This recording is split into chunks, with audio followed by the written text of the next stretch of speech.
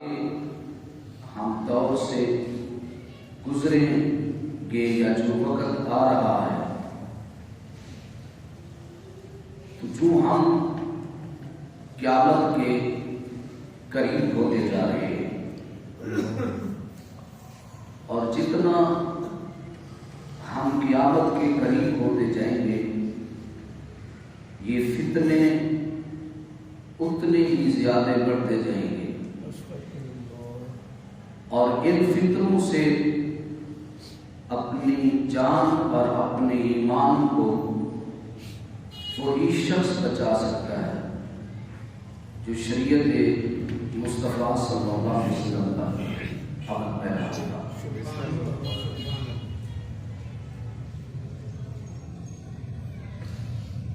حضور جان رحمت صلی اللہ علیہ وسلم نے اپنی امت کو ان فتنوں اور ان آزمائشوں سے بچنے کے لیے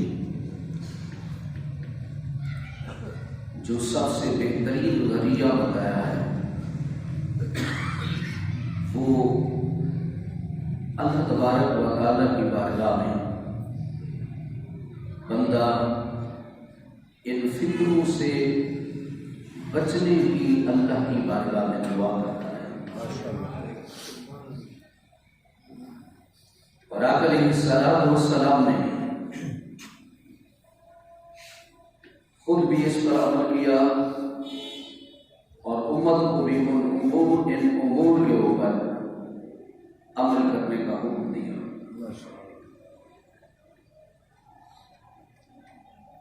قرآن مجید قرآن رشید میں ایک دعائے مبارکہ ہے تو علماء کرام فرماتے ہیں کہ جو بندہ اس دعا کو کثرت کے ساتھ پڑھتا ہے تو اللہ کی بارگاہ میں یہ امید ہے کہ اس کا جو خاتمہ ہوگا وہ ایمان کے سبحان اللہ۔ اور وہ دعا جو ہے وہ سورہ آل عمران کی آیت نمبر 8 ربنا لا تزغ قلوبنا بعد إذ هديتنا وهب لنا من لدنك رحمة إنك أنت الوهاب۔ سبحان اللہ۔ اس کا ترجمہ یہ ہے کہ اے ہمارے رب تو نے ہمیں ہدایت عطا فرمائی، اس کے بعد ہمارے دلوں کو ٹیڑھا نہ کرنا اور ہمیں اپنے پاس سے رحمت عطا فرما، بے شک تو بہت عطا فرمانے والا ہے۔ سبحان اللہ۔ اور آج ہم جس دور سے گزر رہے ہیں یہ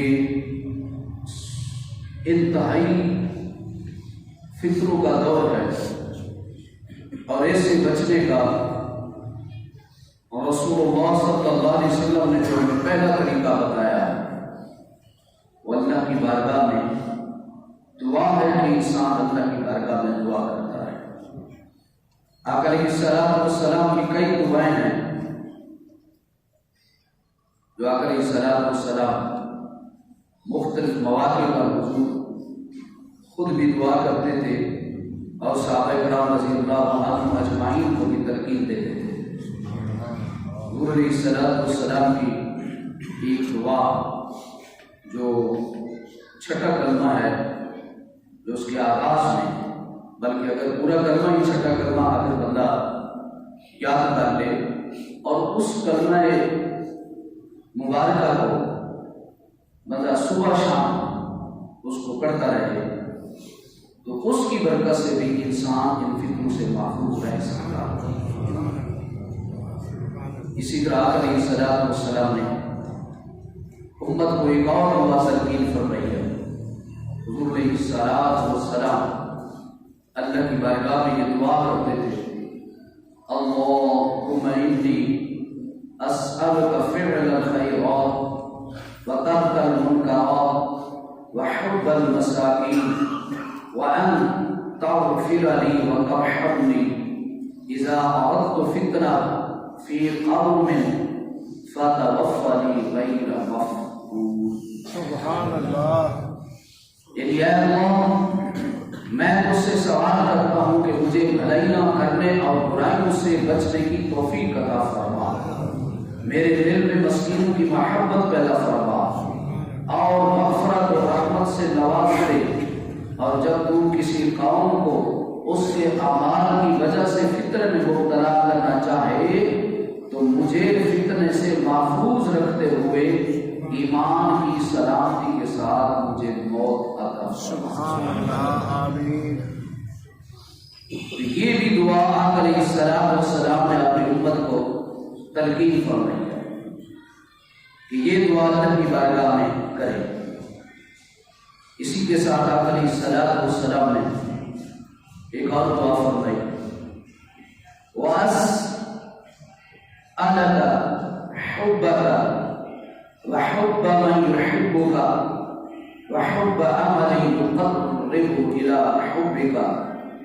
الہی میں تجھ سے تیری محبت، تجھ سے محبت کرنے والوں کا پیار اور تیری محبت کے قریب کرنے والے اعمال کی چاہت مانگتا ہوں۔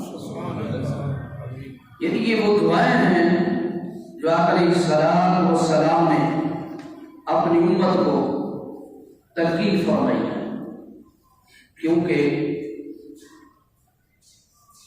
آقا علیہ السلام نے ارشاد فرمایا کہ جب فتنوں کا دور شروع ہوگا تو اس وقت امت کی حالت کیا ہوگی؟ آقا علیہ السلام نے ارشاد فرمایا لوگوں کی حالت یہ ہو جائے گی کہ ایک بندہ جب صبح اٹھے گا تو وہ مومن ہوگا، لیکن شام کو معاذ اللہ وہ بندہ کافر ہو چکا ہوگا۔ اور اسی طرح فرمایا ایک بندہ شام کو تو مومن ہوگا لیکن صبح جب اٹھے گا تو وہ معاذ اللہ وہ کافر ہو چکا ہوگا۔ صحیح مسلم کی حدیث پاک حدیث نمبر 118 عن ابی ہریرہ رضی اللہ عنہ قال رسول اللہ صلی اللہ علیہ وسلم قاتل بالاعمال فتنة وقاطع الليل المظلم يصبح الرجل مؤمنا ويمسي كافرا او يمسي مؤمنا ويصبح كافرا يبيع دينه بعرض من الدنيا او كما قال النبي صلی اللہ علیہ وسلم۔ یعنی آقا علیہ السلام نے فرمایا قادر بالاعمال، آقا علیہ السلام نے فرمایا جلدی جلدی نیک اعمال کرو، نیک عمل میں دیر نہ کرو۔ نیک عمل کوئی بھی تمہیں جب موقع ملے چاہے وہ کتنا چھوٹا ہی عمل کیوں نہ ہو، کیونکہ علماء کرام فرماتے ہیں ہر چھوٹی نیکی کو بڑی نیکی سمجھ کے کرنا چاہیے اور ہر چھوٹے گناہ کو بڑا گناہ سمجھ میں چھوڑ دینا چاہیے۔ قادر بالاعمال فتنہ، یعنی آقا علیہ السلام نے فرمایا جلدی جلدی اچھے اعمال کر لو اس سے پہلے کہ اندھیری رات کے ٹکڑوں جیسے فتنے پیدا ہوں۔ یعنی جس طرح رات اندھیری ہوتی ہے اور اس میں کچھ نظر نہیں آتا، تو آقا علیہ السلام نے ارشاد فرمایا اسی طرح فتنے نکلیں گے کہ ان میں ان کے درمیان حق اور باطل کے درمیان فیصلہ کرنا بھی مشکل ہو جائے گا۔ راجہ اس دور سے گزر رہے ہیں اور یہ کثرت کے ساتھ اس امت میں ہو رہا ہے۔ ہر آئے دن ایک نیا فتنہ نکلتا ہے اور پھر اس فتنے کے اوپر امت جو ہے وہ فتنے میں لپیٹ میں ہوتی ہے۔ اچھا، اب جس کو کسی چیز کا علم بھی نہیں ہوتا وہ بھی اس کے اوپر مفتی ملت بن کے بیٹھا ہوتا ہے، وہ بھی مفسر قرآن اور محدث بن کے بیٹھا ہوتا ہے اور دین کے اپنی وہ رائے بیان کر رہا ہوتا ہے، اور ایسے شخص کے بارے میں آقا علیہ الصلوۃ والسلام نے ارشاد فرمایا، جو شخص اس طرح کی، جس کو قرآن مجید اور آل رشید کا یا حدیث کا علم نہیں ہے اور دین میں وہ شخص بحث کرتا ہے، وہ خود بھی گمراہ ہوتا ہے اور دوسروں کو بھی گمراہ کرتا ہے۔ دیکھیے اس امت کا درد، دیکھیے اس امت کے ساتھ ظلم، دیکھیں کہ ہمارا کسی بھی زندگی کا ہمیں کو مسئلہ درپیش ہے، جس کی میں اکثر ایک مثال عرض کرتا ہوں، علماء کرام بھی آپ دیتے رہتے ہیں کہ دیکھیں اگر کسی بندے کو اس کا کوئی میڈیکل پرابلم ہے، اس کی باڈی کو کوئی مسئلہ ہے، اس کی آنکھ کا مسئلہ ہے، اس کے کان کا مسئلہ ہے، کسی کی ٹانگ ٹوٹ گئی ہے، اگر کسی بندے کی ٹانگ ٹوٹ گئی ہے تو ہم کبھی بھی نہیں کریں گے کہ اس بندے کو خرانی کے بعد لے جاؤ، اس کو کہیں کہ اس کا گوڈا بنا دو۔ کسی کی ٹانگ کا گوڈا ٹوٹ جاتا ہے تو ہم کبھی بھی اس بندے کو گاڑی کے گھوڑے بنانے والے کے پاس نہیں لے جاتے ہیں۔ کسی بندے کی آنکھ نکل جائے ہم کبھی اس کو درخان کے پاس نہیں لے جاتے، بلکہ اس معاملے میں ہم باڈی کے معاملے میں اتنی احتیاط کرتے ہیں کہ اگر کسی کا دانت خراب ہے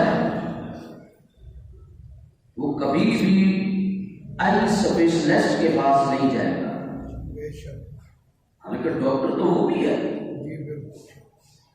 ایم بی بی ایس وہ بھی ہے، اسپیشلسٹ وہ بھی ہے، بلکہ وہ ایسا اسپیشلسٹ ہے جو کسی فارم سے وہ ڈگری لے کے آیا ہے، لیکن ہم کبھی نہیں کریں گے کہ اپنے دانت کا مسئلہ ہم آنکھ والے ڈاکٹر کے پاس لے کے جائیں، ٹانگ ٹوٹ جائے ہم آرتھوپیڈک کے پاس لے جائیں گے۔ پہلے پروانوں کے پاس لے کے جاتے تھے، اب تو نئی تحقیق ہوتا ہے، آپ لوگ پہلوان کے پاس بھی نہیں لے جاتے، وہ کہتے ہیں تم بات ہے جب ایک نئی تحقیق آ رہی ہے، جب ایک میڈیکل ترقی کر رہی ہے تو تم ابھی بھی ایک پہلوان کے پاس جا کے اپنے ٹانگ کو ٹھیک کراتے ہو۔ حضور والا یہ کتنے ظلم کی بات ہے، اور دین کے ساتھ یہ ہمارا کتنا مذاق ہے کہ جب ہمارے اندر کوئی دین کا مسئلہ آتا ہے، کسی پہ داخل کے یہودی بندہ 2-3 حدیثیں سنا ہے، ہم اس سے مسئلہ پوچھنے بیٹھ جاتے ہیں، ہم اس کی تحقیق کو ماننا شروع کر دیتے ہیں۔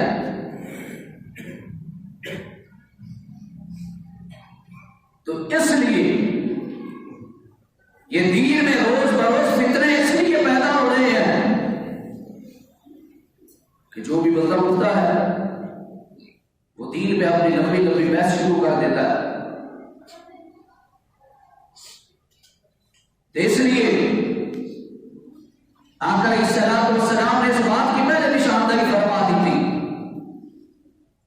اور آگے ایک ظلم اور بھی ہے اس امت میں کہ جہل بندہ اپنی بات لے کے علماء کے ساتھ گفتگو کے ساتھ اس کے ساتھ ایک علماء سے وہ الجھنا جھگڑنا شروع ہو جاتا ہے، اپنی تحقیق پیش کرنا شروع کر دیتا ہے۔ آقا علیہ الصلوۃ والسلام نے اس چیز اس فتنے کی بھی خبر میرے آقا علیہ الصلوۃ والسلام نے آ گئی اس امت کو 15 صدیوں پہلے عطا فرمایا۔ قربان جو اپنے آقا کی عظمت پر حضور کے علم پہ قربان۔ آقا علیہ الصلوۃ والسلام نے فرمایا فتنے اس طرح ظاہر ہوں گے جس طرح رات کی تاریکی میں کچھ نظر نہیں آتا، حق اور باطل کے درمیان فرق کرنا مشکل ہو جائے گا، ایسے حالات میں آقا علیہ अलैहिस्सलाम ने इरशाद फरमाया, एक आदमी सुबह को मोमिन होगा तो शाम को माज़अल्लाह वो काफिर हो चुका होगा, वो सुबह को काफिर होगा वो तो शाम को मोमिन हो चुका होगा। और फिर आखिरी जुमला मेरे आका अलैहिस्सलाम ने फरमाया, यबीउ दीनहु बिअर्दिन मिनद दुनिया, कि इंसान मामूली सी दुनियावी दौलत के बदले में अपने दीन को भी बेच देगा माअज़ल्लाह। और आज हम देख रहे हैं इंसान चंद टक्कों की खातिर एक बहर का वीजा लेने के लिए लोग अपने आप को मिर्ज़ाई खवा रहे हैं। कई मिसालें ऐसे हैं इस उम्मत में कि सिर्फ मेरा बहर का वीजा लग जाए, मुझे ऐसा कोई परवाह नहीं है, मुझे चाहे माज़अल्लाह अपने दीन को ही क्यों ना बदलना पड़े। अल्लाह अकबर। ये मुखबिर सादिक ने मेरे आका सल्लल्लाहु अलैहि वसल्लम ने 15 सदियां पहले मेरे आका करीम ने इस बात की बिशारत दे दी कि लोग चंद टक्कों की खातिर इंसान अपने दीन को भी बेच देगा। अल्लाहु अकबर।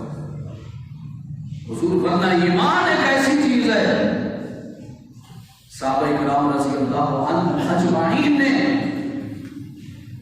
अपनी जान तो दे दी लेकिन अपने ईमान का सौदा नहीं किया। सुभान अल्लाह। हज़रत अब्दुल्लाह इब्न हुज़ैफा रज़ी अल्लाह तआला अन्हु, बादशाह रूम ने इनको पकड़ लिया।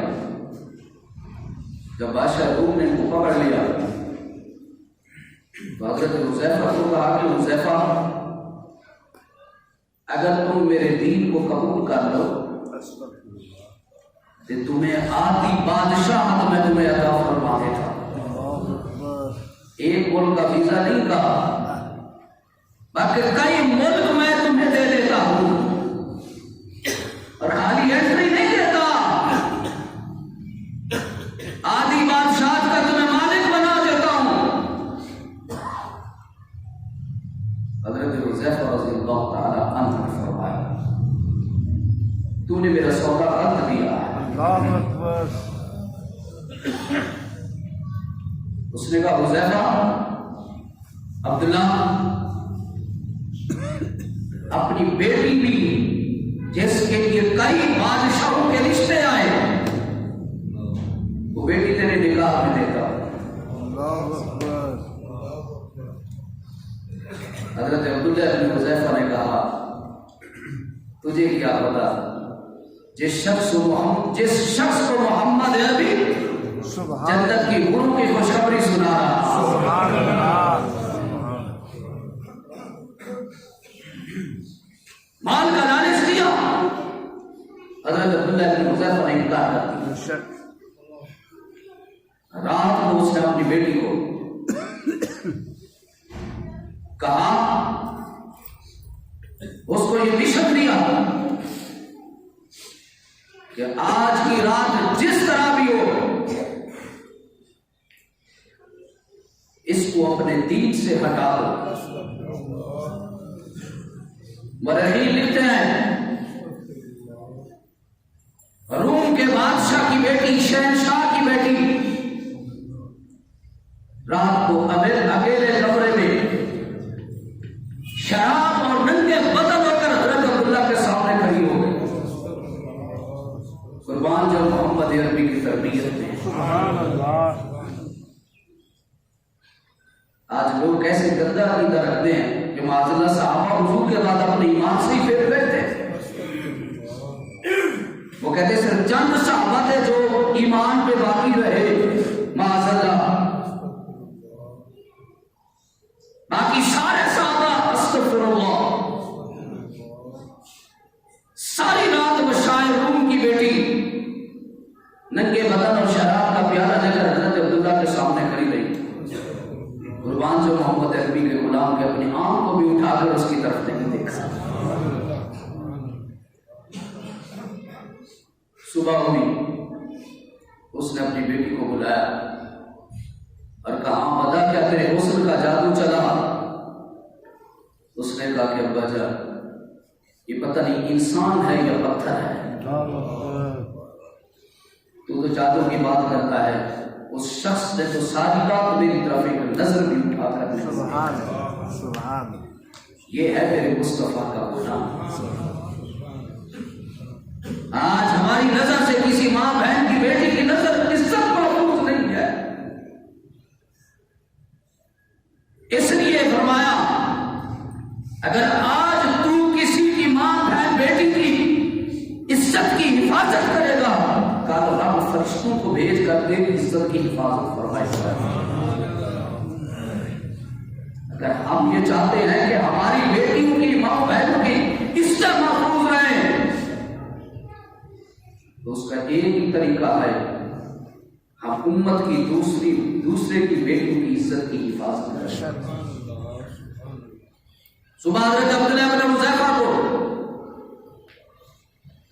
شاہ روم کے دربار میں پیش کیا.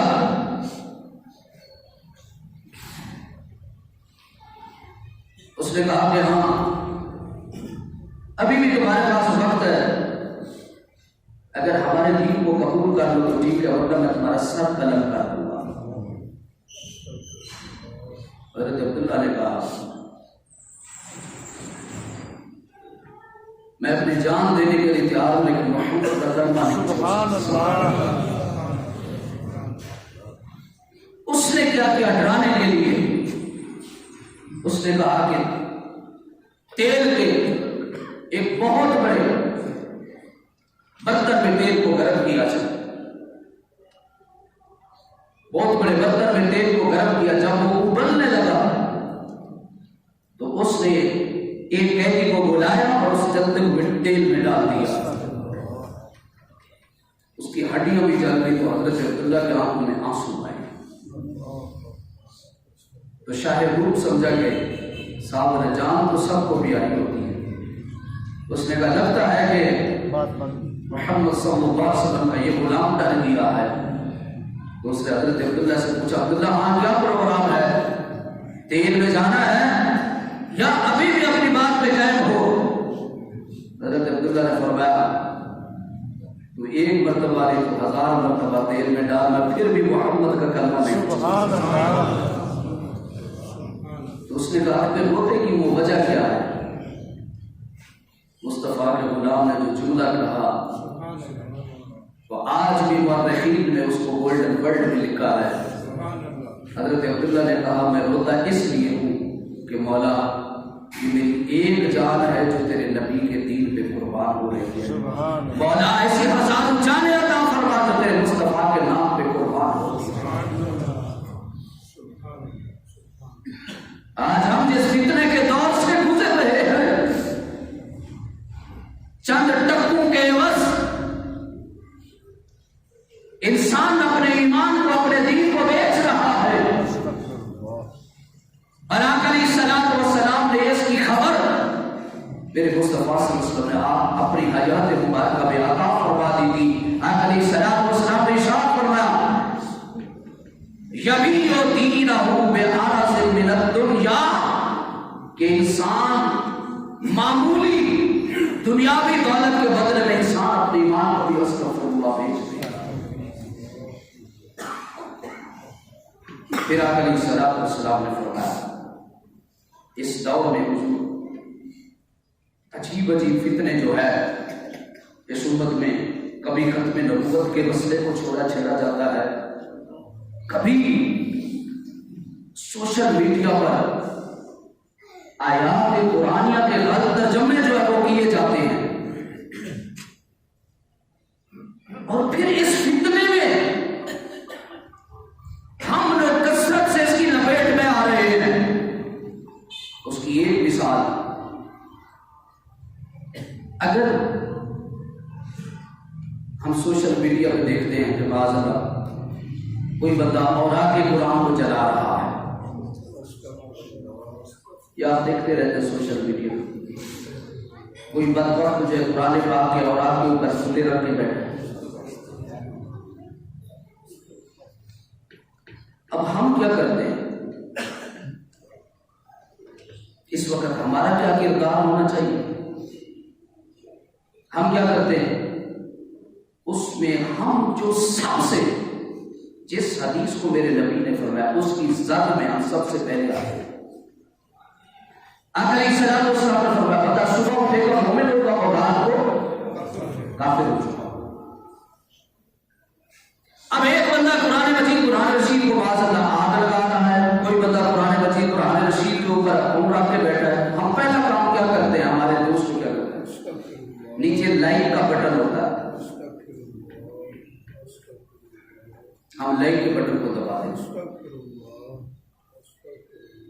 یہ ایک ایسا گناہ تھا جس نے قرآن پاک جلایا اور جس نے لائک کا بٹن دبایا معاذ اللہ دونوں اس میں شامل ہو گئے. لائک کا معنی لائک کا معنی کہ بندہ جب لائک کے بٹن کو دباتا ہے تو وہ اس بات کو اس میں شامل ہو جاتا ہے کہ معاذ اللہ کے جو تم نے یہ کام کیا استغفر اللہ میں بھی اس کو پسند کرتا ہوں.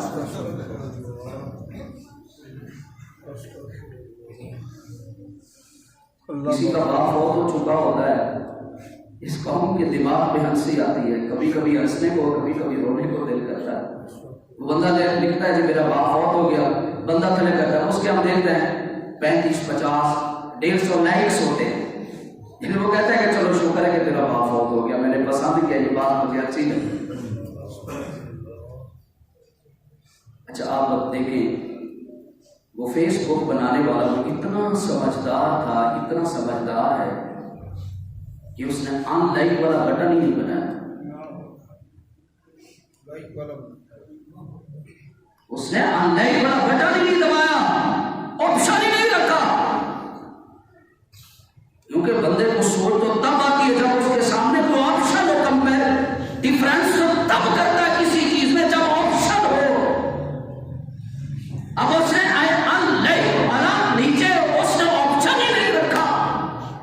معاذ اللہ سبحان معاذ اللہ کوئی قرآن کی غلط آیت بھیج دے. کتنی قرآن پاک کی آیتیں سوشل میڈیا پہ آتے ہیں جن کے ترجمے ہی غلط ہوتے ہیں. کتنی احادیث ہوتی ہیں جو حدیث من گھڑت حدیث ہوتی ہیں, سوشل میڈیا پہ لگے ہی جاتا ہے. ہمارے دوست کیا کرتا ہے, فارورڈ فارورڈ فارورڈ فارورڈ. جیسے آج کل یہ چل رہی ہے, حدیث چل رہی ہے سوشل میڈیا پہ کہ اتنے دنوں میں رمضان المبارک شروع ہونے والا ہے. نبی کریم صلی اللہ علیہ وسلم نے فرمایا جس نے سب سے پہلے رمضان کی خوشخبری دی وہ جلدی ہے. چل رہی ہے نا, چلتی ہے. تو سارے یار کی کہنے لگے چلو یہ میسج کرو جنت پکی ہو جائے گی نا. نہ خدا ہی ملا نہ مثال سلام, نہ ادھر کے رہے نہ ادھر کے رہے, جنت تو ویسے کری.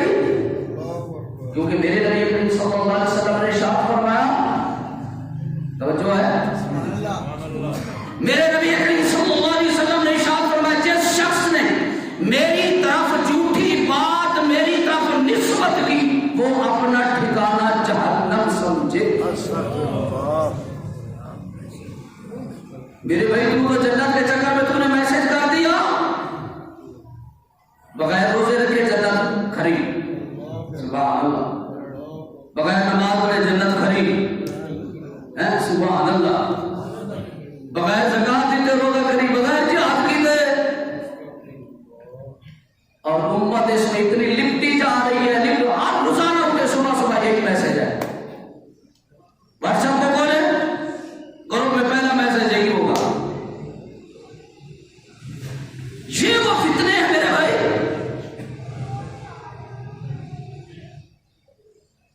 جس سے رسول اللہ صلی اللہ علیہ وسلم نے بچنے کا حکم دیا اور ہم اس میں لکھتے جا رہے ہیں. پچھلے دنوں میں اور جو فتنہ ہوا عورت نے لباس پہنا ہوا تھا, جو عربی خطاطی بنا. پہلے تو ہماری یہ دین سے ناشعوری ہے, کیونکہ ہم نے قرآن تو پڑھا ہی نہیں ہوتا, ہمیں پتہ ہی نہیں قرآن ہے. اور آج کل یہ موبائل میں جو شروع ہو گیا نا قرآن پاک, اس میں کوئی شک نہیں کہ اس کے پڑھنے کا ثواب ہے، لیکن جو زیادہ ثواب ہے وہ صحیفے کو اٹھانے کا ثواب ہے۔ آج کل ہمارے بہت بڑے سوشل میڈیا پہ وائرل ہے، میں نام نہیں لینا چاہتا، مجھے ضرورت ہی نہیں، وہ کہتے ہیں جو موبائل پہ قرآن پڑھے اس کو صحابہ سے بھی زیادہ قرآن پڑھنے کا ثواب ملتا ہے۔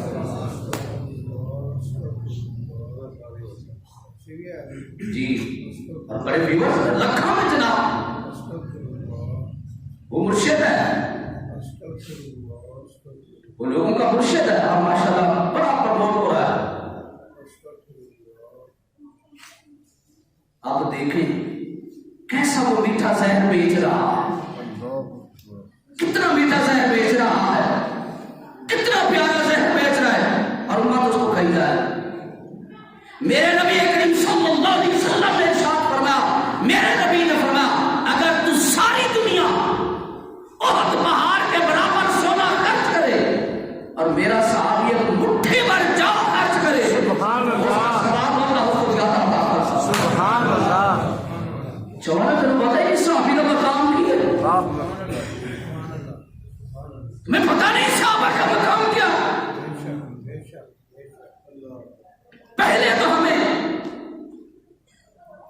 یہ ادراک کرنا چاہیے، ہمیں پتا ہو قرآن کیا ہے، حدیث کیا ہے۔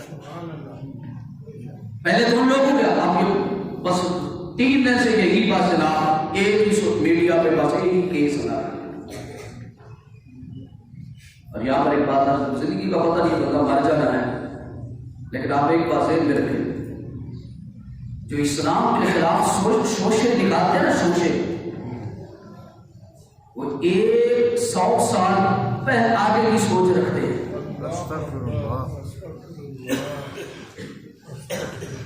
آج تو صرف عربی رسم الخط میں وہ کپڑے پہنے گئے۔ سوال یہ پیدا ہوتا ہے، میرے نبی کریم صلی اللہ علیہ وسلم نے ارشاد فرمایا، آقا علیہ الصلوۃ والسلام نے فرمایا کہ جس شخص نے اپنے آپ کو مشتبہ چیز سے بچا لیا، اس نے اپنے ایمان کو بچا لیا۔ سبحان اللہ، یعنی ہمیں وہ ایک ایسا عمل کرنا ہی نہیں چاہیے جس سے لوگ شک میں پڑے۔ دیکھیں جی، ایک عام بندے کو کیا پتا، نصیب گلاں سنائی جاندے ہیں جنا جی، وہ پہلے بنائی سی، وہ ایک عربی جناب گالا کٹ رہا سی، عربی دے وچ پنجابی وچ کٹ رہا سی، تے دوسرا پنجابی سن رہا سی، انہوں نے کہا یار وہ تیرے قرآن سنا رہے ہیں تو گالا کٹ رہے ہیں، کیونکہ اس کو تو عربی سمجھ اپنی لینگویج میں، عربی میں گالیاں دے، ایسا لگتا ہے جو بھی بات کرے بندہ ایسا لگتا ہے یہ قرآن پڑھ رہا ہے، وہ خبریں بھی پڑھتے تو ایسے لگتا ہے جو معاذ جو عام بندہ ہے جس کو سمجھ لے وہ یہ کہے گا یہ قرآن پڑھ رہا ہے، لیکن ہر بندہ تو نہیں، جس کو قرآن آتا ہے اس کو تو پتہ ہی الفاظ قرآن نہیں ہے، لیکن حضور یہ اس امت میں پہلے فتنہ چھوڑا جاتا ہے، اس کو چیک کیا جاتا ہے، امت کو، اس امت کو چیک کیا جاتا ہے کہ یہ امت کہاں تک، جیسے میں نے پچھلے جمعے میں کہا تھا، انہوں نے نبیوں کے اوپر فلمیں بنائی، ہم نے اس کو ایکسپٹ کیا، اور سب سے زیادہ ان کو مسلمانوں نے دیکھا، جو انبیاء کے اوپر جو فلمیں بنائی گئی اس کو سب سے زیادہ مسلمانوں نے دیکھا، ان کے ذہن میں یہ بات بیٹھ گئی کہ اب انہوں نے اتنا قبول کر لیا ہے، انہوں نے پھر اگلا بار کیا، معاذ اللہ، جب آج سے کچھ سال پہلے نبی کریم صلی اللہ علیہ وسلم کے معاذ اللہ حضور کے خاکے بنائے گئے تھے، کیوں ان کو پتا تھا جس قوم نے نبی کی فلم کو قبول کر لیا وہ ان خاکوں کو بھی قبول کر لے گی، لیکن ان کو یہ نہیں پتا، الحمدللہ اگرچہ ایمان اس امت کے مرے ہوئے ہیں، یہ سب کچھ قربان کر سکتے ہیں، لیکن قرآن اور نبی کی بے حرمتی کو قبول نہیں کر سکتے ہیں، یا اپنی جان تو دے سکتے ہیں، اگرچہ ہمارے ایمان کمزور ہے، لیکن اتنا بھی ایمان کمزور نہیں ہے کہ تم سمجھو ہم اپنے ایمان پہ، نبی کی عزت پہ، قرآن کی عزت پہ کمپرومائز کریں گے، ایسا قطعاً نہیں ہے، ہم بھوک بھی برداشت کر سکتے ہیں، یہ قوم سب کچھ